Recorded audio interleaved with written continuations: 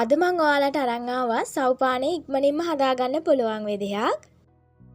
සව්වට gram 50ක් අරගන්නවා.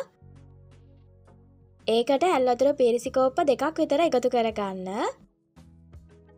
ඊට පස්සේ සව් ඇට ටික තඹ ගන්න, වහලා තඹ ගන්න ඕනේ.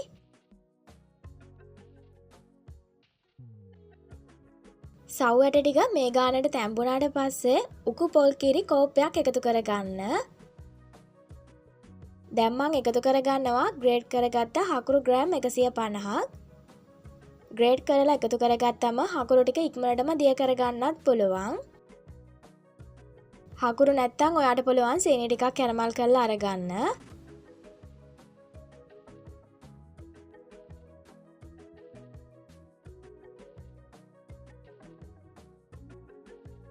ලුණු චුට්ටකුත් එකතු කරගන්න. තලාගත්ත එනසල්ලට 2ක් විතර එකතු කරන්න.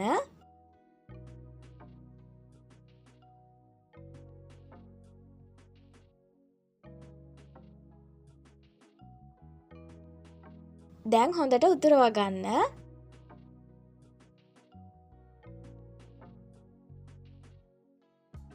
ඔයාට මීට වඩා උකු ගතියට ඕන නම් තව ටිකක් වෙලා ලිපේ තියාගෙන ඉන්න.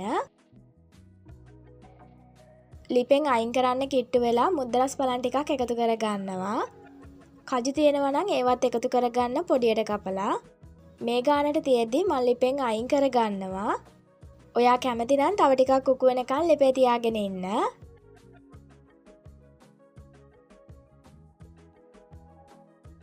මේ විදිහට ලේසියෙන්ම සව් පානයක් හදාගන්න පුළුවන් ඉක්මනින්ම.